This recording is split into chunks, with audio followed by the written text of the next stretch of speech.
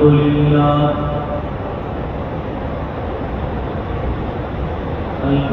لله وكفى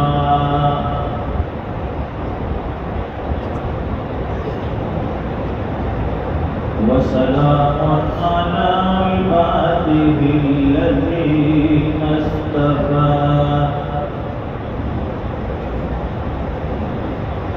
خصوصا على أفضلهم وخاتم النبيين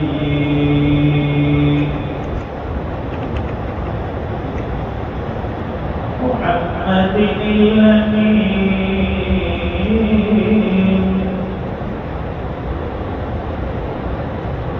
وعلى آله وصحبه أجمعين.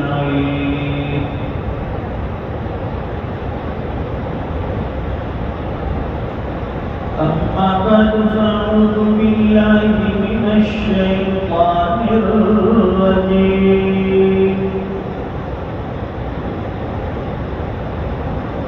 بسم الله الرحمن الرحيم.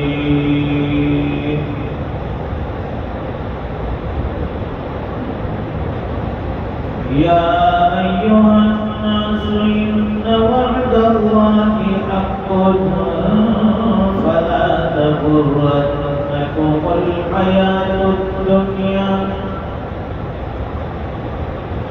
ولا يغرنكم بالله الغرور. صدق الله العظيم.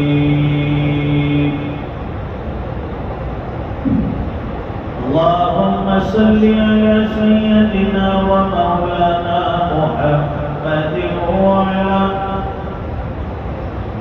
وعلى آل سيدنا محمد وبارك وسلم.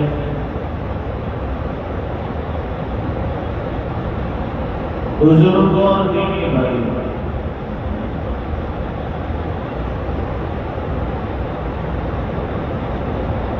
دنیا کا بہت بڑا طبقہ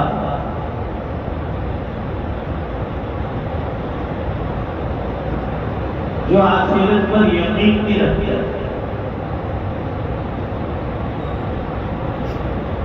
کہ مرنے کے بعد کوئی زندگی نہیں،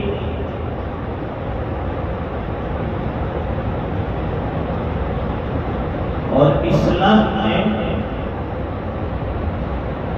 بنیادی عقائد میں سے اس عقیدے کو ہمیں دیا ہے، بعث بعد الموت، مرنے کے بعد دوبارہ جی اٹھنا۔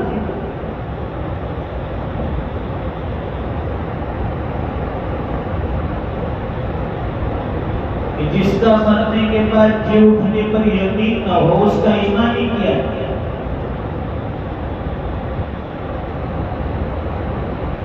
تو یہ چیز تو ایمانیات میں سے ہے کہ بھائی مرنے کے بعد پھر زندگی شروع ہوتی ہے، اور وہ زندگی اصل زندگی ہے۔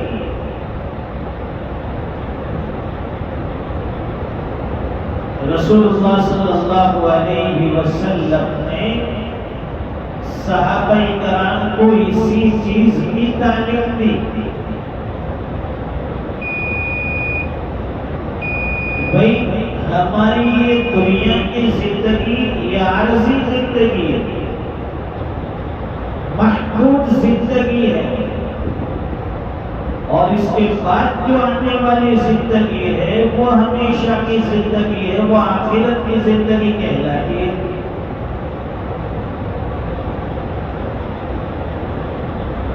اور یہ بھی فرمایا کہ آنے والی زندگی کا دار و مدار دنیا کی زندگی پر ہے۔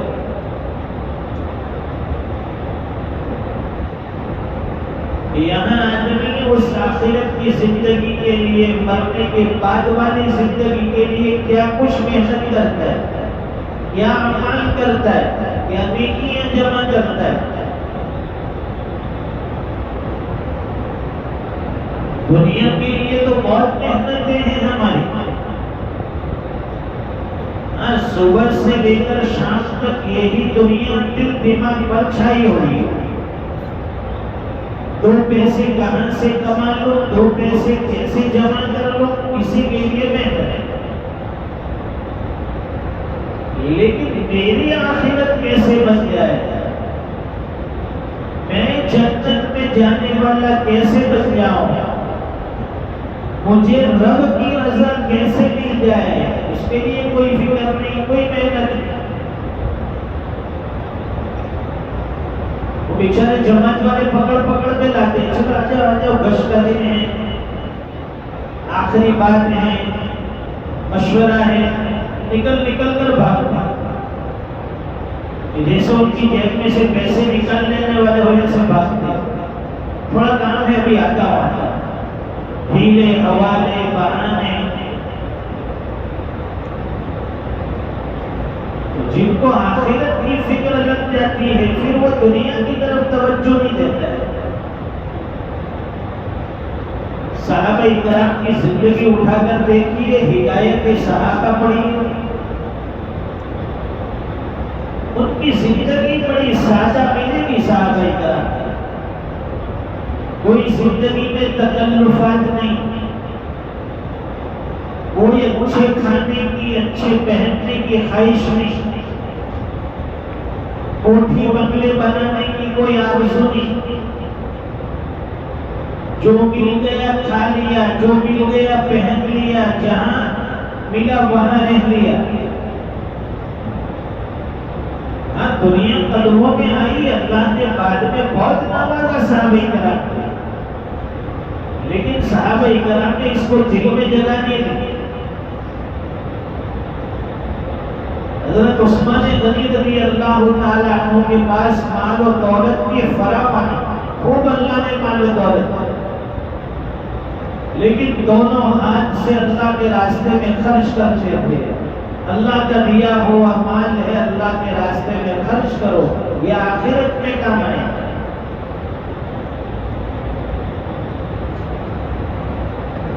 بار بار یہ چیز سمجھائی جاتی ہے کہ بھئی آخرت کی زندگی اصل زندگی ہے, آخرت کا جینا ہمیشہ کا جینا ہے, اور اصلی زندگی وہی ہے.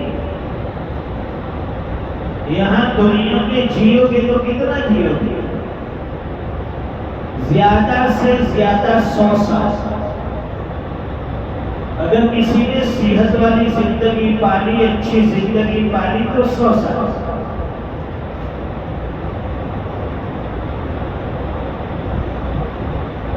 اس کے بعد ہر آدمی چاہتا ہے کہ بس اب بہت جی لیا, اب دنیا سے جانا ہے, اب آخرت کی فکر ہے.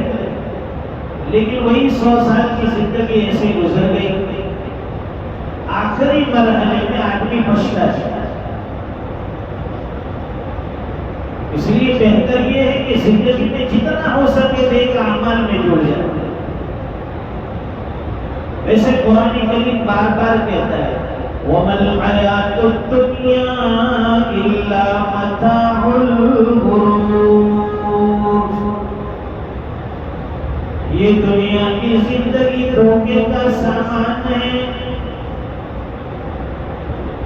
یہ کبھی کسی کو ساتھ دینے والی نہیں ہے. دنیا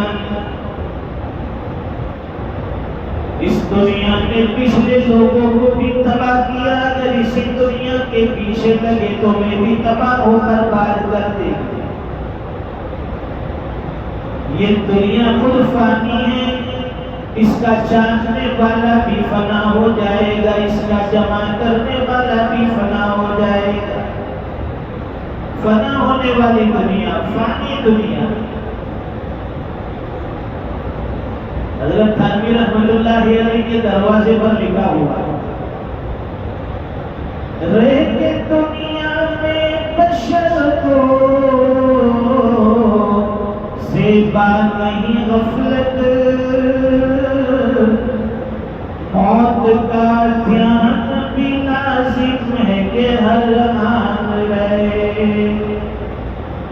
جو بھی بشر آتا ہے دنیا میں کہتی ہے قضا میں بھی پیچھے چلی آتی ہوں ذرا دھیان رہے. قضا کا مطلب ہے موت.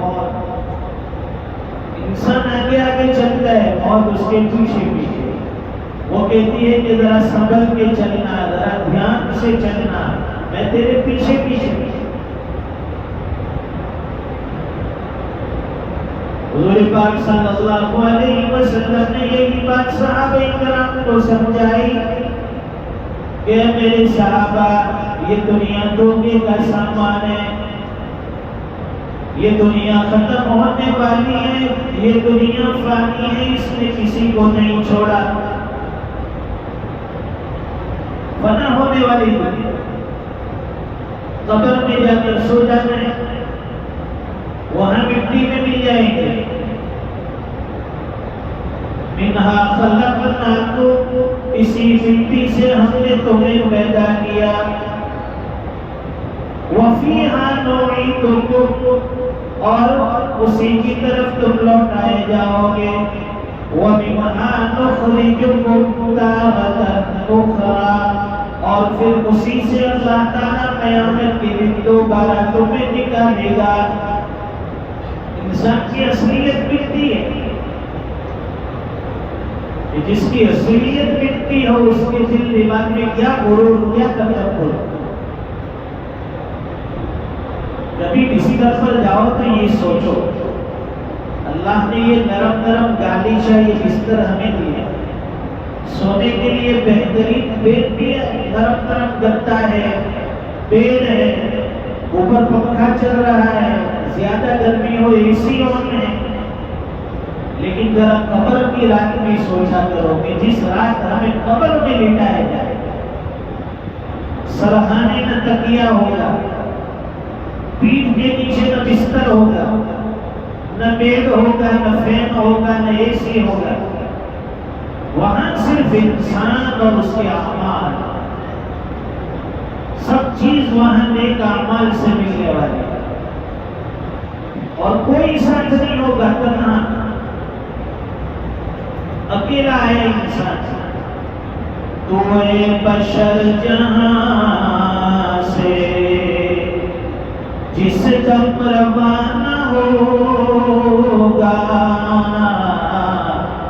کوئی نہ ساتھ دے گا اور تو اکیلا ہوگا. وقت نظر سرانے آئیں گے سب پیارے.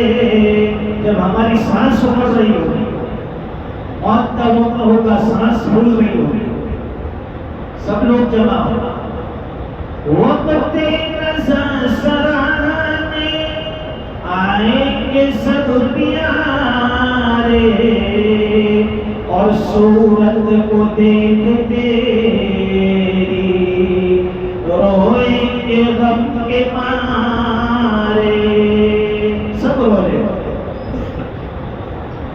یاسین جب پڑھیں گے تو نیند جان ہوگا. تو اے بشر جہاں سے جس دم روانہ ہوگا. جب روح نہیں نکلتی ہے، گھر والے کہیں گے کہ یاسین پڑھو، قلبے کی تلقین دو تاکہ ابا کی روح آسانی سے نکل جائے. یہ دنیا کی حقیقت. قبر کے گھڑے تک ساتھ چلے گئے اور پھر قبر کے اندر لٹا دیا. چند منٹ کے لیے قل ہو اللہ پڑھیں گے، سورہ فاتحہ پڑھیں گے، جو پڑھنا ہے پڑھیں گے، سب چلے جائیں. سب ہاتھ جھاڑ کے مان سے رخصت. اپنی سبھی اولاد بھی ہمیں وہاں چھوڑ کر چلی جائیں گے. اب سوچیے ذرا، مراقبہ کیجیے کہ بھئی ہمارا کیا حال ہوگا. اکیلے قبر میں ہوں گے، رات کی اندھیری ہوگی، قبر کی اندھیری ہوگی، اور پھر منکر نکیر ہوں گے، سوال کریں گے زندگی کے بارے میں. کوئی فیسلٹی نہیں. دنیا میں اگر پنکھا بند ہو جائے پریشان ہو جاتے ہیں, لائٹ چلی جاتی ہے پریشان ہو جاتے ہیں. وہاں قبر کی تنہائی, قبر خود کہتی ہے میں کیڑے مکوڑے کا گھر ہوں, میں تنہائی کا گھر ہوں, سانپ بچھو کا گھر ہوں. وہاں انسان اور اس کے احباب. اگر پھر بھی ہم نہ سمجھے, اس کے باوجود سمجھانے کے ہم نہ سمجھے, تو پھر ہمارے لیے خسارہ ہے, ہمارے لیے نقصان ہے. حضور پاک صلی اللہ علیہ وسلم نے قبر کے احوال سنا دیے کہ قبر اچھے لوگوں کے ساتھ نیک لوگوں کے ساتھ کیا معاملہ کرے گی, قبر برے لوگوں کے ساتھ کیا معاملہ کرے گی. اس لیے فرمائیں کہ اگر کسی کا انتقال ہو جائے جلدی سے اسے دفنانے کی کوشش کرو, جلدی سے دفناؤ. ہمارے یہاں تو بہت اللہ کا احسان ہے کہ ایسے کوئی قوانین نہیں ہے کہ بھئی جب تک حکومت پرمیشن نہ دے, اجازت نہ دے, وہاں تک آپ دفن نہیں کر سکتے. اگر رات میں انتقال ہو جائے تو فوراً آپ دفن کر سکتے. وہاں بیرون ملک میں اگر ویکینڈ آ گیا, سنیچر اتوار سیٹرڈے سنڈے, دفنانے کی چھٹی, اب مردے کو کولڈ روم فریزر میں ڈال دیتے کہ بھائی سنیچر اتوار ہے, چھٹیوں کا دن ہے, اب منڈے کو, پیر کے دن, سوموار کے دن آپ اپنے مردے کو لے جائیں. ابھی ایک صاحب کا انتقال ہوا, 8 دن کے بعد اس کی باڈی ان کے گھر والے کو ملی, 8 دن کے بعد. اب 8 دن تک گھر والے پریشان, بیوی بچے پریشان. حضور پاک صلی اللہ علیہ وسلم کی تعلیمات میں سے یہ ہے کہ جیسے انتقال ہو فوراً مردے کو اس کے قبر کے حوالے کر دو, اس کی آخری منزل کی طرف پہنچاؤ. اگر وہ گنہگار ہے, بدکار ہیں, تو پھر اس روز کو جلدی سے وہاں اس کے حوالے کر دو قبر. اور اگر نیک ہیں تو اس کو ہمیں یہاں روکنے کی اجازت نہیں ہے, جلدی سے اس کو وہاں پہنچا دو تاکہ آخرت کے معاملات, برزخ کے معاملات اس کے ساتھ شروع ہو جائے. پہلے ہمارے یہاں بھی یہ تھا کہ بھائی انتقال ہوا صبح میں تو رات کو دفن کر یا اگلے دن دفن کر. بھائی فلاں رشتے دار فلاں جگہ سے آتا ہے, کوئی بمبئی سے آتا ہے, کوئی فلاں, وہ آگے کیا کر لینے والا ہے, وہ وہاں سے آئے گا, یہاں باڈی بھی خراب ہو رہی ہے, اس کو کوئی وہیں سے اشارے سوال کر دے, آنا ہو آ سکتا ہے, لیکن اس کی وجہ سے تدفین میں تاخیر کرنے کی شرعی اجازت نہیں. جیسے قبر تیار ہو جائے, نماز جنازہ پڑھ لی جائے اور مردے کو قبر کے حوالے کر دیا جائے, دفن کر دیا. تو قرآن کریم میں اللہ فرماتے ہیں وَمَا الْحَيَاةُ الدُّنْيَا إِلَّا مَتَاعُ الْغُرُورِ, یہ دھوکے کا سامان, یہ دھوکے کا گھر. بس یہ حقیقت سمجھ میں آ گئی کہ یہ دنیا دھوکے کا سامان ہے, یہ کسی کو ساتھ نہیں دیتا. آدمی دنیا جمع کرنا چھوڑ دیتا ہے, دنیا کے پیچھے بھاگنا چھوڑ دیتا ہے. یہ ضرورت کی چیز ہے, ضرورت کی چیز ہے, محبت کی چیز نہیں ہے دنیا. ضرورت ہے, اس کو کرو, استعمال کرو, کماؤ, کمانا منع نہیں ہے. اچھا مکان بناؤ, اچھی گاڑی لو, یہ چیز منع نہیں ہے. لیکن دنیا کو دل میں جگہ مت دو, دیوانے مت بنو, اس کے پیچھے پاگلوں کی طرح اس دنیا کو جمع کرنے کے پیچھے مت لگو. اللہ تعالیٰ سمجھنے کی توفیق عطا فرمائے, دنیا کی حقیقت سمجھا دے, آخرت کے استحضار نصیب فرمائے. وآخر دعوانا الحمدللہ رب العالمین.